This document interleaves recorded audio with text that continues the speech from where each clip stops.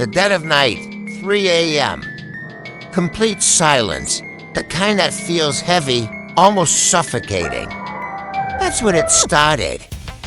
A loud, insistent knock on the front door. Not a gentle tap, but a solid, urgent thud that shattered the stillness and jolted Alex from a deep sleep. His heart hammered against his ribs, a frantic drumbeat in the quiet house. Who could possibly be at his door at this ungodly hour? His first thought was an emergency. A neighbor in trouble, maybe? He slipped out of bed, the floorboards cold against his bare feet. Each step was a deliberate, silent placement as he crept down the hallway toward the front door. The knocking had stopped, replaced by an unnerving silence that felt even more threatening. He held his breath, straining to hear any sound from the other side. Nothing, just the hum of the refrigerator from the kitchen and the frantic pulse in his own ears. He reached the door and pressed his eye to the peephole. His breath hitched. The porch light cast a pale, yellow glow on an empty porch. There was no one there. Not a soul.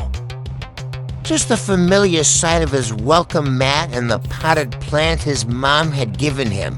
A prank? Teenagers, maybe? It was irritating, but a wave of relief washed over him.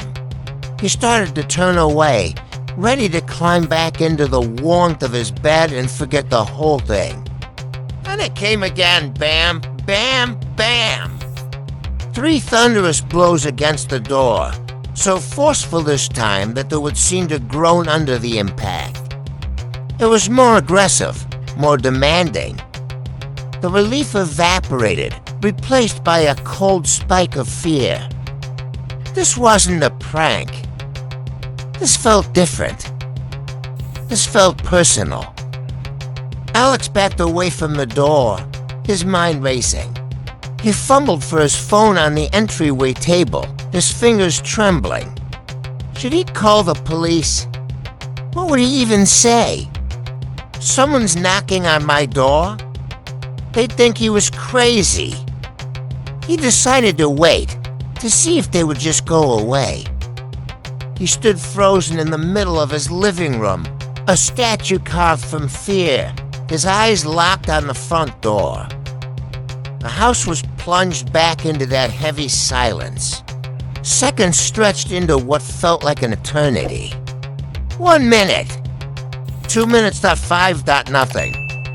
The knocker, whoever they were, seemed to have given up. Alex let out a shaky breath he didn't realize he'd been holding. Maybe it was over. Maybe they'd finally left him alone. He took a tentative step toward the window, planning to peek through the blinds to see if anyone was walking away down the street. That's when a new sound started. A low, scraping noise. It wasn't coming from the front of the house anymore. It was coming from the back. A shiver traced its way down his spine. It sounded like fingernails dragging slowly, deliberately, across glass. The sound was methodical, rhythmic, and it was coming from the kitchen window that overlooked his backyard. His blood ran cold. They hadn't left. They had moved. They were testing the house, looking for another way in.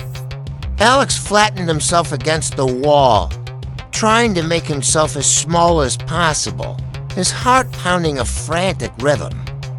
He slowly, painstakingly, crab-walked along the wall until he had a sliver of a view into the kitchen. The scraping sound was louder here, a horrifying soundtrack to his worst nightmare.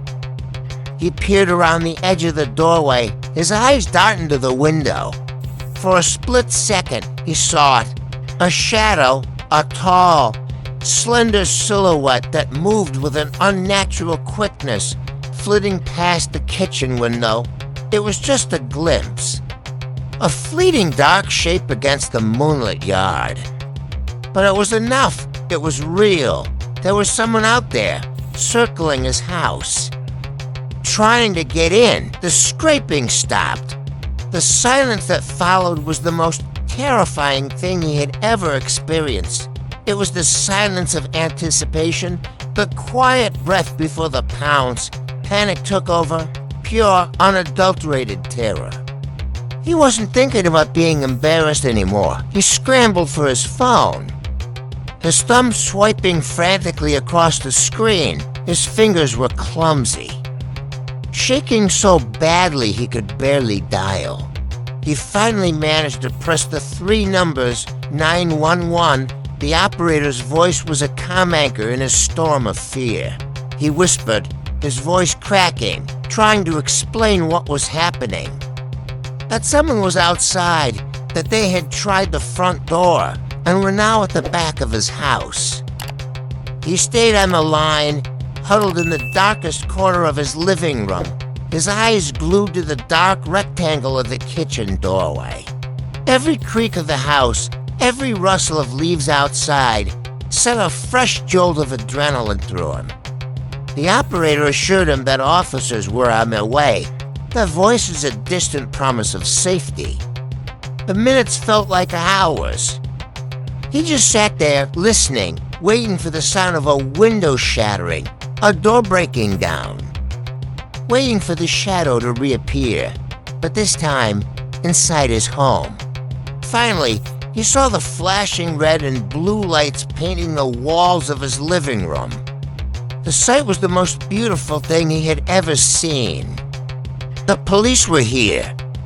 He heard their firm, authoritative voices outside, announcing their presence.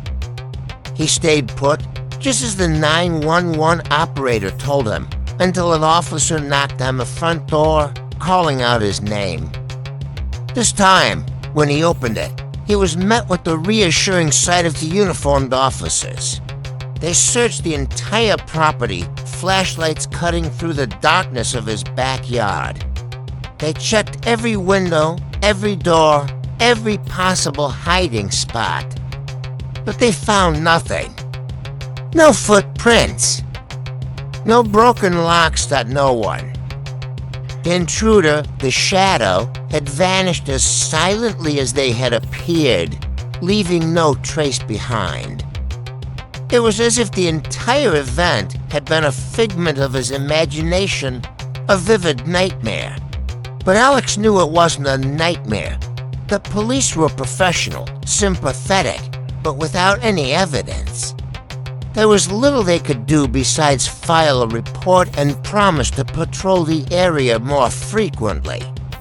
As the sun began to rise, casting long shadows across his lawn, they left, and Alex was alone again. He double-checked every lock, then triple-checked them. He wedged a chair under the front doorknob and another under the back. But the feeling of safety was gone, replaced by a gnawing, persistent paranoia. The house, once his sanctuary, now felt like a cage with invisible predators lurking just outside. Every shadow seemed to stretch and twist into a human form. Every gust of wind sounded like a scraping nail. Sleep was impossible. He just sat in his living room, watching the sun come up, knowing that he would never feel truly safe in his own home again. He knew that when night fell, he would be waiting, listening for the sound that started it all, the knock on the door at 3 a.m. Thank you for watching. If you enjoyed this story, don't forget to subscribe, and hit that notification bell so you never miss a new video. Stay safe out there.